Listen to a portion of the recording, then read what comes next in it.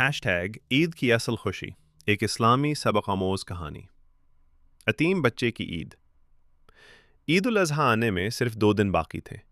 पूरा शहर रोशनियों, रौनकों और खुशियों से जगमगा रहा था। बाजारों में रश था।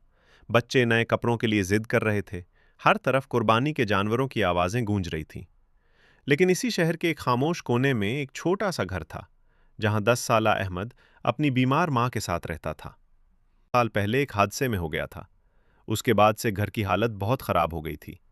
अहमद की माँ लोगों के कपड़े सीकर बमुश्किल घर चलाती थी। कभी खाना होता, कभी नहीं।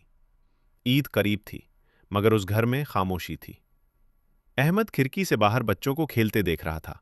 किसी के हाथ में नए जूते थे, किसी के पास खूबसूरत कपड़े। कोई अपने अब्बू के साथ कुर्बानी का जानवर खरीदने जा रहा था।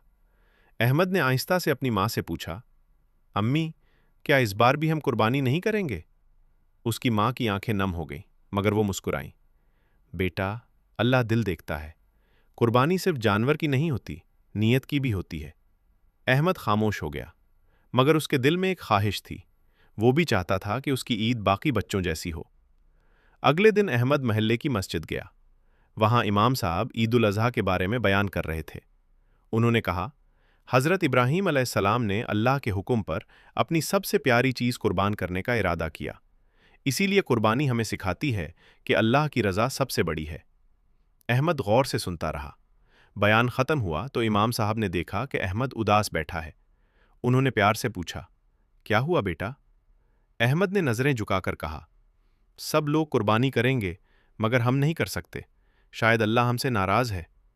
इमाम साहब फ़ौरन उसके करीब बैठ गए। नहीं अहमद, अल्लाह कभी गरीब बंदों से नाराज़ नहीं होता।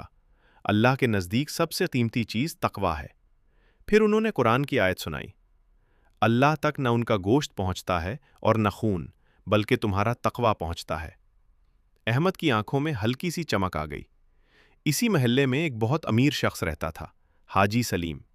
उनके घर में हर साल कई जानवर कुर्बान होते थे, मगर उस बार वो सिर्फ दिखावे में मसरूफ़ थे।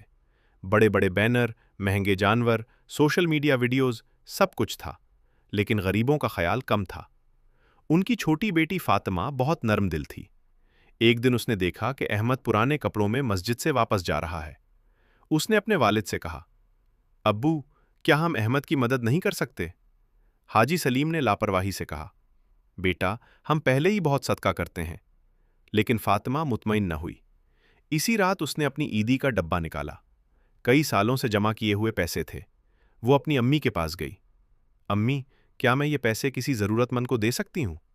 अम्मी ने मुस्कुराकर कहा, अगर अल्लाह की रज़ा के लिए दोगी तो ये तुम्हारी सबसे खूबसूरत ईदी होगी। ईद से एक दिन पहले बारिश शुरू हो गई। अहमद की माँ की तबीयत अचानक खराब हो गई। घर में दवाई भी नहीं थी।